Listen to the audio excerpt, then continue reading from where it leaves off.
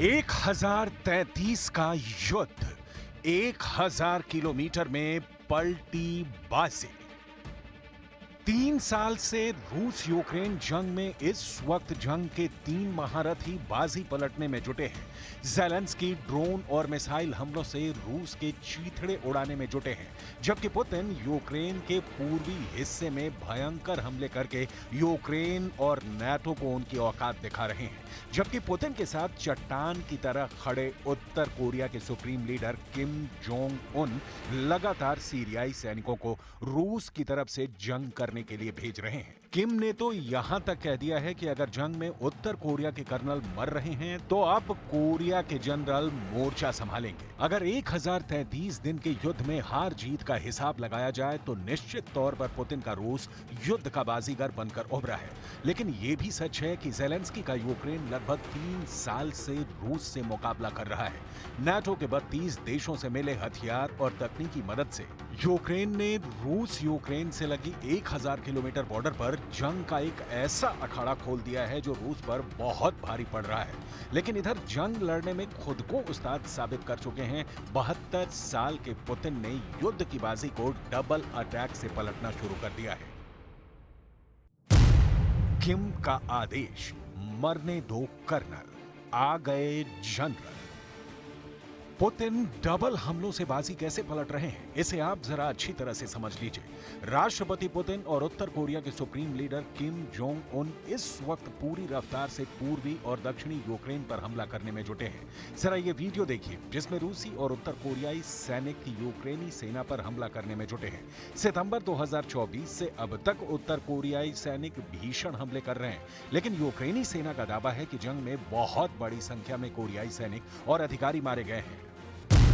इधर कुछ रिपोर्ट्स में दावा किया गया है कि supreme leader Kim Jong Un ने साफ कह दिया है कि अगर जंग में कर्नल मार दिए गए हैं तो फिर कोरियाई जनरल जंग के मैदान में यूक्रेन पर हमला करेंगे। इस वक्त लगभग 12,000 उत्तर कोरियाई सैनिक यूक्रेन पर कुर्स्क इलाके में हमला कर रहे हैं। रिपोर्ट्स के मुताबिक किम के आदेश के बाद उत्तर कोरिया की एक स्पेशल फोर्स रूसी सेना से ट्रेनिंग लेकर यूक्रेन पर नए सिरे से हमला करने जा रही है। अभी तक कुर्स्क इलाके में कोरियाई सैनिकों ने एक स्पेशल ऑपरेशन में यूक्रेन के 300 सैनिकों को सिर्फ 2 घंटे में युद्ध में मार डाला था। कोरियाई सैनिकों के इसी कारनामे से राष्ट्रपति पुतिन अब एक कदम आगे बढ़कर यूक्रेन पर हमला करने जा रहे हैं। रूसी राज्य समाचार एजेंसी तास के मुताबिक रूस का परमाणु पनडुब्बी प्रोजेक्ट 885M एक्टिव हो चुका है। सेवमाश शिपयार्ड के सीईओ मिखाइल बोडनिनचेको ने दावा किया है कि रूसी नौसेना इस घातक परमाणु पनडुब्बी से काफी दूर तक हमला कर सकती है। प्रोजेक्ट 885M परमाणु ऊर्जा से चलने वाली पनडुब्बियां हैं, जिसमें सेवरोडोनेस्क, कजान, नोवोसिबिर्स्क और क्रास्नोयार्स्क पनडुब्बी शामिल है। ओनेस्क और कालिब्र PL क्रूज मिसाइलों से लैस ये पनडुब्बियां रूस के नौसैनिक शक्ति को बेतहाशा बढ़ा चुकी हैं। अब रूस पर हमले को तैयार आर्मेनिया के सैनिक। 33 महीने से ज्यादा की जंग के बाद रूस यूक्रेन जंग में कई उलटफेर शुरू हो गए हैं। पहले रूस ने जंग में उत्तर कोरिया के सैनिकों को उतार यूक्रेन, अमेरिका समेत नाटो के 32 देशों को हैरान कर दिया। अब खबर आ रही है कि यूक्रेन और नाटो ने मिलकर यूक्रेन की तरफ से आर्मेनिया के सैनिकों को जंग में उतार रहे हैं। हैरानी की बात तो यह है कि आर्मेनिया को राष्ट्रपति पुतिन और रूस का समर्थक माना जाता है, लेकिन जो खबरें आ रही हैं उसके मुताबिक अब आर्मेनिया की तरफ से सैनिक रूसी सेना पर हमला करेंगे। आर्मेनिया के सैनिक घातक हथियारों से लैस होकर जंग के मैदान में पहुंचने लगे हैं। इधर पुतिन की तरफ से उत्तर कोरिया के 15,000 सैनिक नए साजो सामान और तैयारियों के साथ रूस पहुंच रहे हैं। दावा किया गया है कि किम के आदेश पर कोरियाई सैनिकों की स्पेशल फोर्स रूस पहुंच चुकी है। इन हालातों को देखकर साफ कहा जा सकता है कि पुतिन और ज़ेलेंस्की दोनों ही युद्ध में आखिरी दांव चल रहे हैं। Головком доповів щодо участі північнокорейських солдатів в боях на боці російської армії. Є багато деталей і щодо знищення цих сил. За попередніми даними, росіяни намагаються приховати втрати північнокорейців. More difficult is going to be the Russia-Ukraine situation. I see that as more difficult. I don't think they should have allowed missiles to be shot 200 miles into Russia. I think that was a bad thing. And that brought the Koreans in, North Korea, another man I get along with very well. I'm the only one that does. But that did a lot of bad things. I don't think that should have been allowed. हम आपको बता दें कि यूक्रेनी सेना ने 6 अगस्त 2024 को पश्चिमी रूस के कुर्स्क इलाके पर बहुत बड़ा हमला किया था और रूस के कुर्स्क में 1376 वर्ग किलोमीटर इलाके पर कब्जा कर लिया था। लेकिन नवंबर 2024 से 18 दिसंबर 2024 के बीच रूसी और उत्तर कोरियाई सैनिकों ने इतना भीषण पलटवार किया कि देखते ही देखते यूक्रेनी सेना को 800 वर्ग किलोमीटर का इलाका वापस छीन लिया।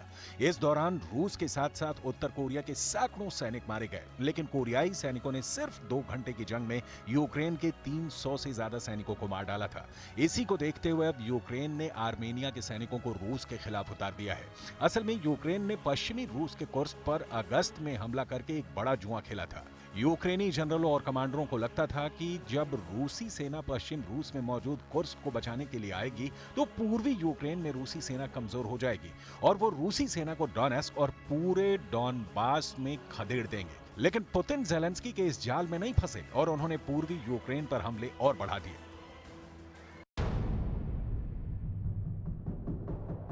राष्ट्रपति पुतिन इस वक्त फुल फॉर्म में हैं, यकीन करना मुश्किल है। लेकिन अगस्त 2024 से दिसंबर 2024 के बीच में रूसी सेना ने पूरे यूक्रेन के 20% इलाके पर कब्जा कर लिया है। अगर पूर्वी यूक्रेन के डोनेस्क की बात करें तो यहां पर रूसी सेना 60% इलाके पर कब्जा कर चुकी है। हैरानी की बात तो यह है कि यूक्रेनी सेना अब तक 180 मोर्चों से भाग चुकी है। रूसी सेना इस वक्त यूक्रेन पर जबरदस्त हवाई हमले, मिसाइल हमले, टैंक और तोपखाने के हमले से यूक्रेनी सेना की चीथड़े उड़ा रही है।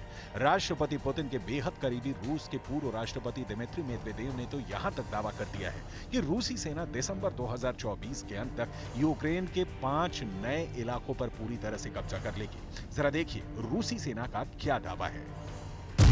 पूर्वी यूक्रेन के डोनेस्क पर रूस का कब्जा लगभग हो चुका है। पूर्वी यूक्रेन के शहर प्रोक्रोप्स्क पर कब्जे से सिर्फ 1 किलोमीटर दूर रूसी सेना रह गई है। प्रोक्रोप्स्क को डोनेस्क का लॉजिस्टिक हब माना जाता है, जिस पर रूस कब्जा करने जा रहा है। राष्ट्रपति ज़ेलेंस्की तक डोनेस्क में हार से बौखला गए हैं। यूक्रेनी मीडिया की रिपोर्ट के मुताबिक राष्ट्रपति ज़ेलेंस्की ने हार के लिए जिम्मेदार मानते हुए डोनेस्क में यूक्रेनी सेना के कमांडर ओलेक्जेंडर लुट्सेंको को बर्खास्त कर दिया है।